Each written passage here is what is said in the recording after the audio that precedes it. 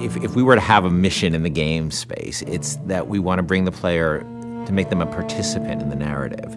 By bringing this character, Elizabeth, into the game, by having her with you pretty much for almost the entire game, we knew that if we didn't get her right, the game wouldn't be right.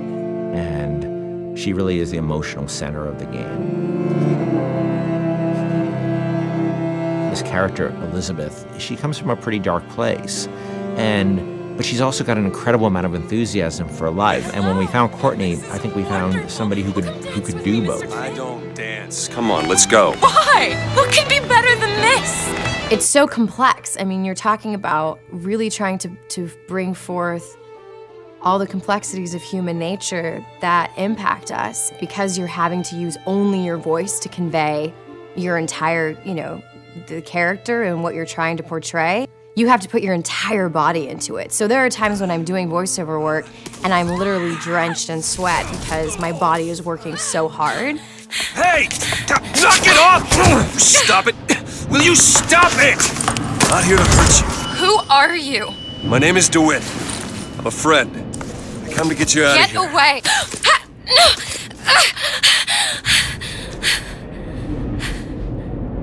Are you real? It's not these one-note emotions, and I think that's what was so important to us as a collaborative team, to be really putting forth a narrative that was strong and that was complex and that was, reflective of how deep and the myriad of emotions that the human beings experience.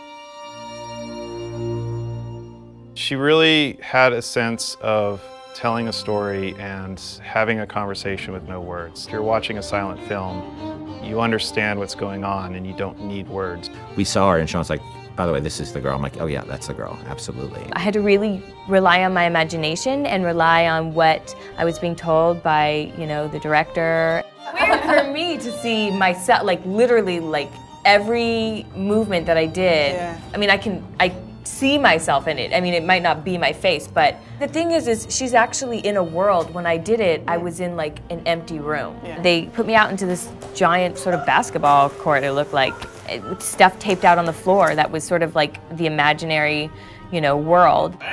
She had to do a lot of physical things that I probably wouldn't do in my everyday life, kicking some butt and, with a bat and beating the hell out of something. It just started to feel like it was my voice, I just really started to connect with it physically, and this voice was all one. I don't understand, how could we get there? The incredible voice acting and the incredible motion capture acting was the most useful and inspiring element that we could have had for Elizabeth.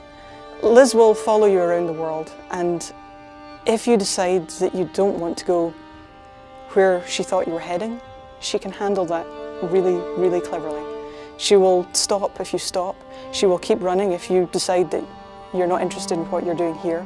She will be by your side no matter what you end up doing. The moment you come up against a character who's just sort of standing there, or behaves robotically, or behaves in a way that is so alien to what you'd expect out of a human being, you just shut them off.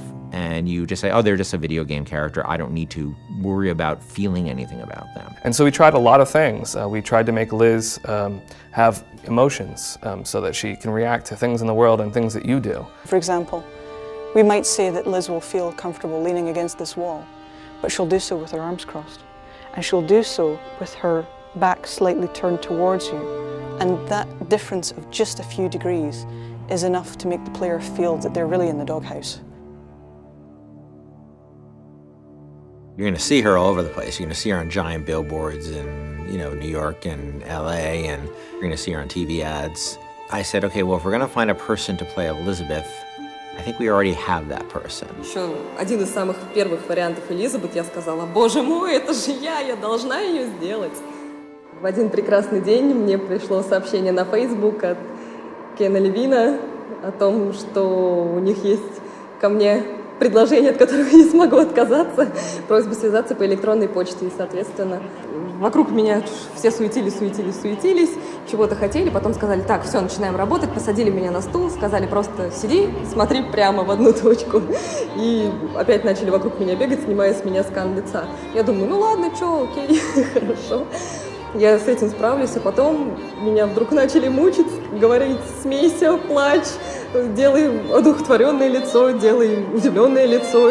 And all of a sudden we found this great character who existed in the space between the real world and the world of BioShock Infinite. There was a moment where we had people coming up to us and saying, Liz is awesome. I have a story to tell you about. And it was, everybody had their own unique stories because she was just doing systemic things. They could do the same thing twice. I actually get people telling me things that there's no way I could know about. Like, say there's one of the combats kicking off and they're having this incredible moment where they're running around the place and smashing someone in the face and blowing someone else up with a shotgun, and they've suddenly, a huge big boss man comes up and they just go click. Oh no. And then suddenly from the side, Liz goes, Booker, over here! You press the button, she throws it, you grab it and just go boom! And they come up to me and go, and it was amazing! I was like, yeah, me and Liz, we're gonna kick ass, we're gonna, nothing we can't do. That's right. Even if we just break that barrier sometimes, where people feel she's a friend or somebody going through this experience with them, then that would be very exciting for me. I really hope people fall in love with her. I fell in love with her. I forget she's not a real person sometimes, and I know Courtney really well, and I forget sometimes that that's Courtney's voice, and that's Heather's motion, and that's the team's other work, and she becomes a real person to me many times. And I think the reason we call her Liz internally is because she became a real person to us in a lot of ways. Elizabeth has been locked in her tower for however many years it was, and now instead she's going to be released from her secondary tower, which is our studio, and let loose in the world for real. And that's just an incredible feeling. Let's go! Come on, let's go! Come on, let's go right now!